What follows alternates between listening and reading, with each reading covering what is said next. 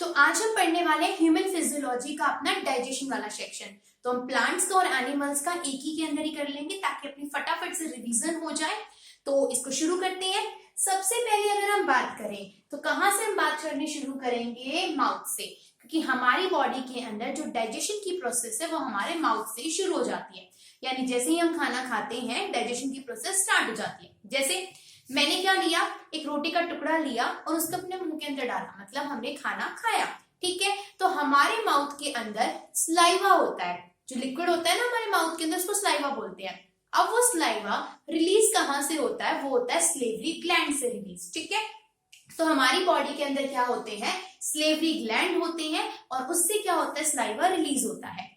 Main काम की चीज क्या है अपने पेपर के लिए कि स्लाइवा के अंदर कौन सा एंजाइम प्रेजेंट होता है? Salivary amylase. So salivary amylase enzyme की प्रेजेंस में क्या होती है? हमारे माउथ के अंदर डाइजेशन शुरू हो जाती है। अब एक क्वेश्चन आता है सबसे पहला, तो किसकी प्रेजेंस में डाइजेशन होगी? स्लेवरी अमाइलेज के अंदर, जो कि हमारे माउथ के अंदर होगा। दूसरा, स्लेवरी अमाइलेज का नेचर कैसा होता है? तो इसका नेचर होता है बेसिक, या फिर हम इसको क्या बोलते हैं? एलाक्लाइन। मैंने ब्रैकेट में बेसिक लिखा भी हुआ है, बेसिक या फिर एलाक्लाइन। और एक क्वेश्चन आता है कि हमारे फूड के अंदर, यानी जो हम खाना खाते हैं, माउथ के अंदर ऐसा कौन सा मटेरियल है जिसकी डाइजेशन शुरू होती है? मतलब कार्बोहाइड्रेट, प्रोटीन, स्टार्च में से किसकी डाइजेशन सबसे पहले होगी? तो स्टार्च की डाइजेशन हमारे माउथ से ही शुरू हो जाती है। उसको कौन करवाता है? Salivary amylase. ठीक है, पहला क्वेश्चन हो गया यहां से हमारा स्लेवरी अमाइलेज से। दूसरा आता है क्वेश्चन डेंटल फॉर्मूला से, यानी हमारे माउथ के अंदर, जैसे हम तो बड़े हो गए हैं, तो अडल्ट के अंदर क्या डेंटल फॉर्मूला होता है? वो होता है 2 1 2 3। ठीक है, 2 1 2 3 का मतलब क्या है? जो पहले वाला 2 है ये रिप्रेजेंट करता है इंसीजर को, जो हमारे आगे वाले टीथ होते हैं जिनको क्या बोलते हैं? बाइटिंग टीथ भी बोलते हैं। फिर है हमारा 1 रिप्रेजेंट कर रहा है यहाँ पे कैनाइन को, जो शार्प टीथ होते हैं ना हमारे, एक इस साइड और एक इस साइड, उसको हम क्या बोलते हैं? कैनाइन। कैनाइन को क्या बोला जाता है? टीयरिंग टीथ भी बोला जाता है। उसके बाद जो मैंने 2 लिखा हुआ है ये रिप्रेजेंट कर रहा है प्रीमोलर को। ठीक है, हमारे प्रीमोलर होते हैं। एंड नेक्स्ट जो 3 है ये रिप्रेजेंट करते हैं मोलर टीथ को, जो हमारे बिल्कुल लास्ट में होते हैं, जो बड़े वाले, जिसको जाड़ भी बोलते हैं कॉमन लैंग्वेज में। तो 2 1 2 3 क्या हो गया? अडल्ट का जनरल फॉर्मूला। ठीक है, अब अगर पूछ लिया जाए बच्चों के अंदर, ठीक है, हमारे जो टीथ होते हैं वो कैसे होते हैं? एक तो अलग अलग सेट के अंदर होते हैं, 4 डिफरेंट टाइप के टीथ हमने पढ़े ना, तो इसीलिए हमारे टीथ की कैटेगरी आती है हिट्रोडोंट के अंदर। हिट्रोडोंट का मतलब अलग अलग टाइप के प्रेजेंट है।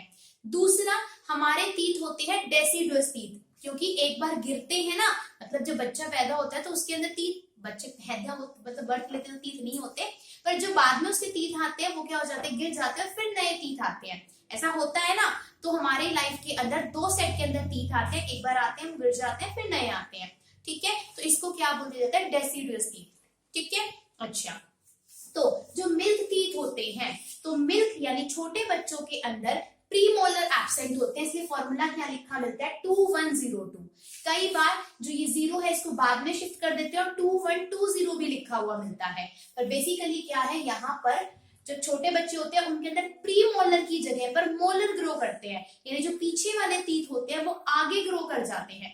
पहले बीच में क्या होता है? अगर मैं डायग्राम बनाकर दिखाऊं तो ये हमारे बीच वाले टीथ हो गए, फिर ये शार्प वाले हो गए, इसके बाद होते हैं और इसके बाद फिर से टीथ होते हैं। तो जो पीछे वाले, जो सबसे बैक वाले टीथ है वो आगे वालों की जगह पे ग्रो करते हैं। ठीक है, तो यानी छोटे बच्चों के अंदर क्या एब्सेंट होते हैं? प्रीमोलर। तो फॉर्मूला बन जाता है 2 1 0 2।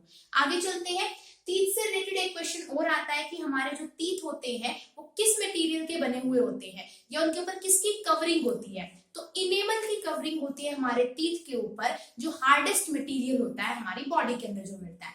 ठीक है, आगे चले, वैसे तो कैल्शियम के बने हुए होंगे, आगे चलते हैं। कैल्शियम फॉस्फेट होता है वो भी। उसके बाद हम बात करते हैं ईसोफेगस पे आ जाते हैं, यानी अपनी फूड पाइप पे आ जाते हैं। तो हमारी जो फूड पाइप है वो कोई भी एंजाइम्स को रिलीज नहीं करती, पर क्या करती है? माउथ से स्टमक तक फूड को ले जाने का काम करता है।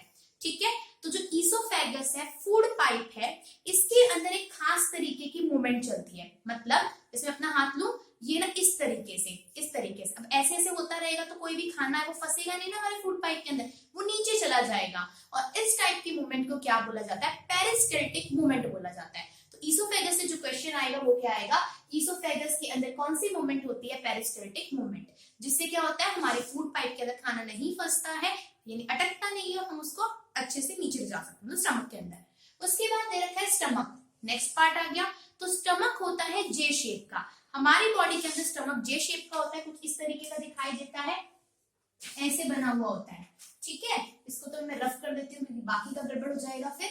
तो स्टमक हमारा जे शेप का होता है और स्टमक के अंदर जो एंजाइम्स होते हैं, अब वो कौन कौन से होंगे, या फिर स्टमक जहां पर भी आपको गैस्ट्रिक वर्ड लिखा हुआ मिले ना, मैंने शायद कहीं पे लिखा हुआ, ये रहा देखो गैस्ट्रिक, गैस्ट्रिक वर्ड स्टमक से रिलेटेड होता है, ठीक है। तो स्टमक में रिलीज होता है गैस्ट्रिक जूस और उसके कंपोनेंट्स पूछे जाते हैं जो क्या क्या होते हैं, HCl, म्यूकस और पैप्सिन, HCl, म्यूकस और पैप्सिन, ये गैस्ट्रिक जूसेस हैं।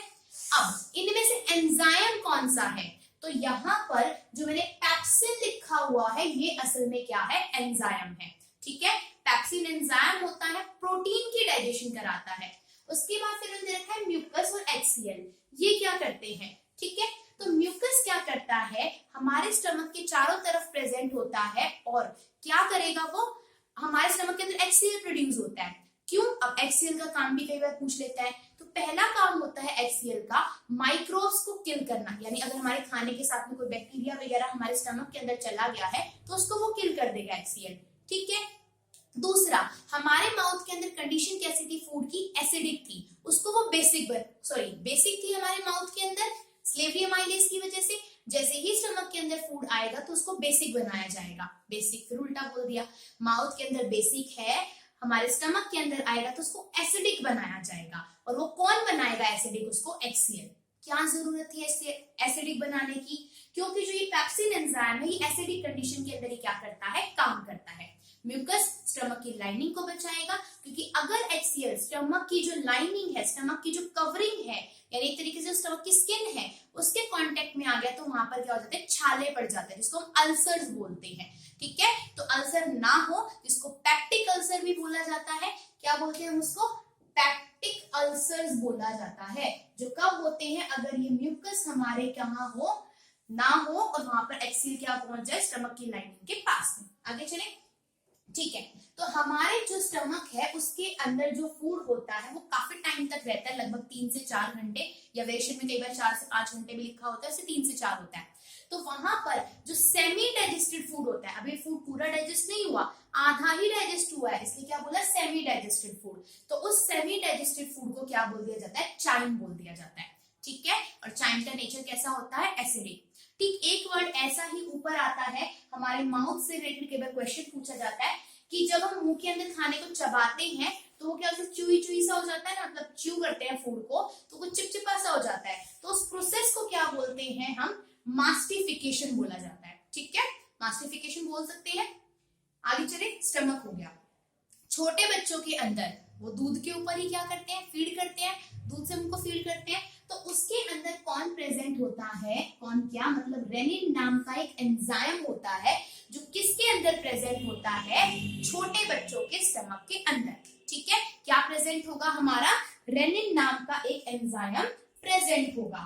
उसके अगर हम आगे की बात करें यहाँ पर, तो रेनिन तो क्या करेगा, छोटे बच्चों के अंदर मिल्क की डाइजेशन के अंदर हेल्प करता है। कई बार हम देखते हैं छोटे बच्चों को जब दूध डाइजेस्ट नहीं होता तो वो कुछ फटाफटा सा दूध क्या करते हैं, बाहर निकालते हैं, मतलब कर्ड की फॉर्म से हो जाता है, वो कर्डी हो जाता है, वो किसकी वजह से होता है, इस रेनिन एंजाइम की वजह से, ठीक है।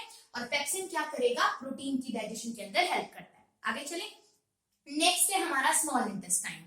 तो स्मॉल इंटेस्टाइन का नाम स्मॉल इंटेस्टाइन है पर बहुत लंबी होती है, और स्मॉल इंटेस्टाइन की लंबाई कितनी दे रखी है, लगभग 6.5 मीटर।